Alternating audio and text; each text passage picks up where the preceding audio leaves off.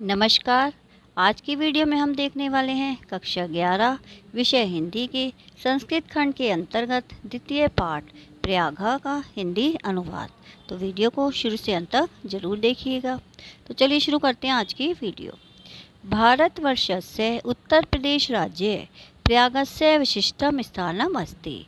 यानी भारतवर्ष के उत्तर प्रदेश राज्य में प्रयागस्य प्रयाग का विशिष्ट विशेष स्थान अस्ति है।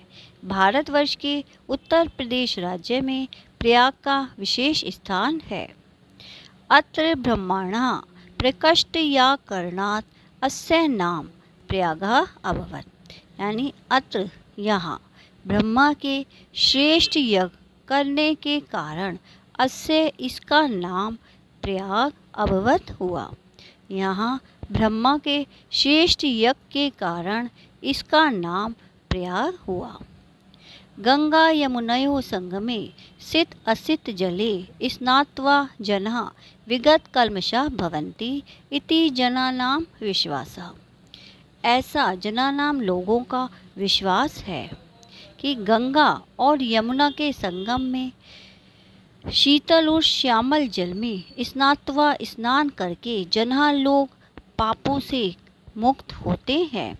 तो ऐसा लोगों का विश्वास है कि गंगा और यमुना के संगम में शीतल और श्यामल जल में स्नान करके लोग पापों से मुक्त होते हैं।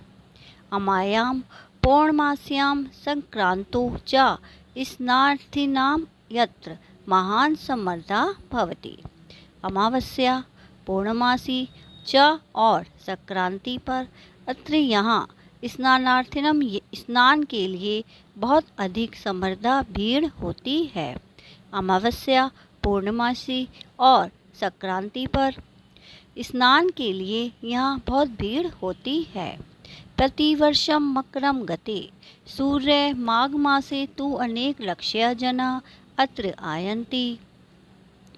मासम एकम उषित्वा च संगमस्य पवित्रेण जलेन विदुषां महात्मानां उपदेश्य अमृतेन च आत्मानं पावयन्ति। यानी प्रत्येक वर्ष सूर्य के मकर राशि में चले जाने पर माघ मासे माघ महीने में तो अनेक लक्ष्य अनेक लाख जना लोग अत्र यहाँ आते हैं।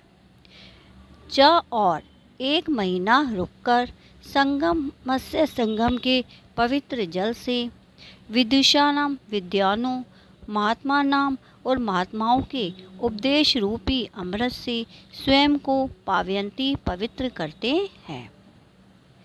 अस्मिने पर्वणि महाराजा श्रीहर्ष प्रति पंचवर्षम् अत्र आगत्य सर्वस्वम् एव याचकेभ्यो दत्त्वा मेघ इव पुनः संचयार्थ स्वराजधानी प्रत्यगच्छत्। अस्मिनेव इस पर्वाणी पर्व पर महाराज श्रीहर्ष प्रति पंचम वर्ष प्रत्येक 5वें वर्ष अत्र यहाँ आगत्य आकर सर्वस्वमेव अपना सब कुछ याचकेभ्यो मांगने वालों को दत्वा देकर मेघ इव बादलों के समान पुनः यानी फिर से संचयार्थ एकत्र करने के लिए स्वराजधानी अपनी राजधानी प्रत्यगच्छत लौट जाते थे। तो इस पर्व पर महाराज श्रीहर्ष प्रत्येक 5वें वर्ष यहाँ आकर अपना सभी कुछ मांगने वालों को देकर बादलों के समान पुनः एकत्र करने के लिए अपनी राजधानी लौट जाते थे। अब आगे देखिए। ऋषि भरद्वाजस्य आश्रमः अपि अत्रैव अस्ति। यानी ऋषि भरद्वाज का आश्रम अपि भी अत्रैव यहीं ही है। ऋषि भरद्वाज का आश्रम भी यही है। यत्र जहाँ पुरा प्राचीन काल में 10 सहस्त्रमिता 10,000 विद्यार्थी से अधिक विद्यार्थी अदितिना आसन अध्ययन करते थे। तो जहाँ प्राचीन काल में 10,000 से अधिक विद्यार्थी अध्ययन करते थे। पितुः आज्ञां पालयन् पुरुषोत्तमा श्री रामा अयोध्याया वनं गच्छम् कुत्र मया वस्तव्यम् इति प्रष्टुम अत्रैव भरद्वाजस्य समीपम आगता। तो पिता की आज्ञा का पालन करते हुए पुरुषोत्तम श्री राम अयोध्या से वनगच्छम वन जाते हुए कुत्र मया वस्तव्यम, मुझे कहाँ रुकना चाहिए, इति पृष्टुम, यह पूछने के लिए अत्रैव यहीं भरद्वाज के समीप या निकट आगता आए। तो चित्रकूटम एव त्वन्निवास योग्यम उचित स्थानम इत तेन आदिष्टः रामः सीतया लक्ष्मण एन च सह चित्रकूटम अगच्छत। चित्रकूट ही तुम्हारे रहने योग्य उचित स्थान है। उनके आदेश से राम, सीता च और लक्ष्मण के साथ चित्रकूट आ गए। पुरा वत्स नामक एकम समृद्ध राज्यम आसीत। पुरा यानी प्राचीन काल में वत्स नाम का एक शक्तिशाली राज्य था। अस्य राजधानी कौशाम्बी इतः न अति दूरे वर्तते। इसकी राजधानी कौशाम्बी यहाँ से अधिक दूर नहीं थी। इसकी राजधानी कौशाम्बी यहाँ से अधिक दूर नहीं थी। अस्य राज्यस्य शासका महाराजा उदयनः वीरः अप्रतिम सुंदरः ललित कला अभिज्ञश्च आसीत्। तो इस राज्य का शासक महाराज उदयन वीर, अप्रतिम सुंदरम, अनुपम सुंदर, ललित कलाओं का ज्ञाता था। यमुना तटे आधुनिक सुजावन ग्रामे तस्य सुयामुन प्रसादस्य ध्वंस अवशेषा तस्य सौंदर्य अनुरागम ज्ञापयन्ति। तो यमुना तट पर आधुनिक सुजावन ग्राम में तस्य उसके सुयामुन प्रासादस्य महल के ध्वंसशेषा खंडर उसकी तस्य उसके सौंदर्य अनुराग सुंदरता के प्रेम को प्रकट करते हैं। यानी यमुना तट पर, यमुना के किनारे आधुनिक सुजावन ग्राम में उसके सुयामुन महल के खंडर उसकी सुंदरता के प्रेम को प्रकट करते हैं। प्रियदर्शी सम्राट अशोका कौशाम्ब्याम एव स्वशिलालेख अकारयत्, यो अधुना कौशाम्ब्या आनीय प्रयागस्य दुर्गे सुरक्षिता। प्रियदर्शी सम्राट अशोक ने कौशाम्बी में ही अपना शिलालेख बनवाया। जो अधुना इस समय भी कौशाम्बी से आनीय लाकर प्रयाग के दुर्गे किले में सुरक्षित है। जो आज भी कौशाम्बी से लाकर प्रयाग के किले में सुरक्षित है। अब आगे देखिए, गंगाया पूर्व पुराण प्रसिद्धस्य महाराजस्य पुरूर्वसा राजधानी प्रतिष्ठानपुर झूसी अत्याधुनिक नामना प्रसिद्धम अस्ति। गंगा के पूर्व में पुराण प्रसिद्ध से पुराणों में प्रसिद्ध महाराज पुरूर्वा की राजधानी प्रतिष्ठानपुर झूसी आधुनिक नाम से प्रसिद्ध है। यस्य प्रतिष्ठा अद्यापि विदुषा महात्मा नाम च स्थित्वा अक्षुण्येव, जिसकी प्रतिष्ठा आज भी विद्वानों और महात्माओं के रहने से बनी हुई है। इतिहास प्रसिद्धा नीति निपुणा मुगल शासका अकबर नामा दिल्ल्या सुदूरे पूर्वस्यम दिशि स्थितो कड़ा जौनपुर नाम की हो समृद्धियो राज्यो निरीक्षणम दुष्करम विज्ञाय तयोर्मध्ये प्रयागे गंगा यमुनाभ्याम परिवृतम दृढ़ दुर्गम अकारयत्। गंगा प्रवाह च अस्य रक्षणाय विशालम बंधम अप्यकारयत्, यो अद्य अपि नगरस्य गंगाश्च मध्य सीमा इव स्थितो अस्ति। अब इतिहास प्रसिद्ध नीति निपुण अकबर नाम के मुगल शासक ने इतिहास प्रसिद्ध नीति निपुण अकबर नाम के मुगल शासक ने दिल्ली से सुदूर पूर्व दिशा में स्थित कड़ा जौनपुर नाम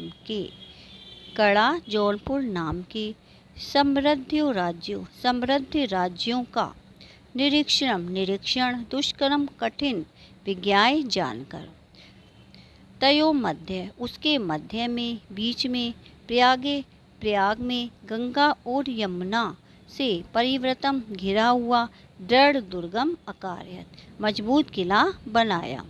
गंगा प्रभा चा अस्य और गंगा के प्रभाव से रक्षणाय रक्षा के लिए विशालम विशाल बांध बनवाया। यो अद्यापि जो आज भी नगर और गंगा के मध्य में बीच में सीमा सीमा के समान स्थित है। अयम ए प्रयगस्य नाम स्वकीयस्य इलाही धर्म अस्य अनुसारेण इलाहाबाद इत्य अकरोत्। इन्होंने ही प्रयाग का नाम अपने इलाही धर्म के अनुसार इलाहाबाद किया। इदम दुर्गम अति विशालम सुदृढ़म सुरक्षा दृष्टया च अति महत्वपूर्णम अस्ति। इदम यह दुर्ग किला अतीव अत्यंत विशाल मजबूत च और सुरक्षा की दृष्टि से अत्यंत महत्वपूर्ण है। तो यह किला अत्यंत विशाल मजबूत और सुरक्षा की दृष्टि से अत्यंत महत्वपूर्ण है। अब आगे देखिए, भारत अस्य स्वतंत्रता आंदोलन अस्य इदम नगरम प्रधान केंद्रम आसीत्। भारत के स्वतंत्रता आंदोलन का इदम यह नगर प्रधान केंद्र था आसीत् था। श्री मोतीलाल नेहरू, महामना मदन मोहन मालवीय, आजाद उपनाम नाम कष्ट चंद्रशेखरा, अन्य च स्वतंत्रता संग्राम सैनिका अस्याम एव पावन भूमौ उषित्वा आंदोलन अस्य संचालनम अकुर्वन्। तो श्री मोतीलाल नेहरू, महामना मदन मोहन मालवीय, चंद्रशेखर आजाद और अन्य स्वतंत्रता संग्राम के सैनिकों ने इसी पावन भूमि पर, इसी पवित्र भूमि पर उषित्वा रहकर आंदोलन का संचालन किया। राष्ट्रनायकस्य पंडित जवाहरलालस्य इयं क्रीडा स्थली कर्मभूमिश्च। तो राष्ट्रनायक पंडित जवाहरलाल की यह क्रीड़ा स्थली और कर्मभूमि है। राष्ट्रभाषा हिंदी प्रचारे संलग्नम हिंदी साहित्य सम्मेलनम अत्र स्थितम। राष्ट्रभाषा हिंदी प्रचार में संलग्न हिंदी साहित्य सम्मेलन अत्र यहीं स्थित है। अत्रैव च अनेक सहस्त्र संख्य देश विदेश विद्यार्थी भी परिवृता विविध विद्या पारंगते विद्यत वरेण्य उपशोभिता च प्रयाग विश्वविद्यालय। और यहीं अनेक हजार संख्या में देश विदेश विद्यार्थियों से परिवृता गिरा हुआ विभिन्न विद्याओं में, मतलब अनेक प्रकार की विद्याओं में पारंगत श्रेष्ठ विद्वानों द्वारा उपशोभित प्रयाग विश्वविद्यालय भारद्वाजस्य प्राचीन गुरुकुलस्य नवीनम रूपम इव शोभते। यानी भारद्वाज के प्राचीन गुरुकुल के नवीन रूप की भांति शोभायमान है। स्वतंत्रते अस्मिन् भारते प्रत्येक नागरिकाणां न्याय प्राप्ते अधिकार घोषणाम इव कुर्वन् उच्च न्यायालय अस्य नगरस्य प्रतिष्ठा वर्धयति। तो इस स्वतंत्र भारत में प्रत्येक नागरिकों के न्याय प्राप्ति के अधिकार की घोषणा के समान कुर्वन् करता हुआ उच्च न्यायालय अस्य नगरस्य इस नगर की प्रतिष्ठा को वर्धयति बढ़ाता है। एवं गंगा यमुना सरस्वती नाम पवित्र संगमे स्थितस्य भारतीय संस्कृति केंद्रस्य च महिमान वर्णयन् महाकवि कालिदासः सत्यम एव अकथयत्। इस प्रकार गंगा यमुना और सरस्वती के पवित्र संगम पर स्थित भारतीय संस्कृति के केंद्र की महिमा का वर्णन करते हुए महाकवि कालिदास ने सत्य ही कहा था।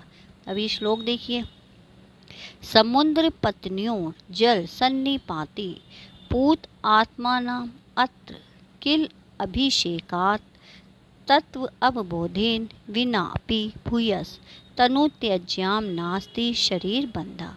यानी समुद्र की दोनों पत्नियां गंगा और यमुना के जल के सन्निपाते संगम में पवित्र आत्मा वाले यहाँ किल अभिषेकात स्नान करके तत्व ज्ञान के बिना ही पुनः शरीर को त्याग कर शरीर के बंधन में नहीं पड़ते, यानी मोक्ष प्राप्त कर लेते हैं। तो एक बार और देखिए, यहाँ समुद्र की दोनों पत्नियां अर्थात गंगा और यमुना के जल के संगम पर स्नान करने से पवित्र आत्मा वाले व्यक्तियों को तत्व ज्ञान के बिना ही शरीर त्याग कर पुनः शरीर के बंधन में नहीं पड़ना पड़ता, अर्थात उन्हें मोक्ष प्राप्त हो जाता है, वह मोक्ष प्राप्त कर लेते हैं। तो ये वीडियो मैं यहीं समाप्त करती हूँ। अगली वीडियो में हम जल्दी ही मिलेंगे, तब तक के लिए नमस्कार।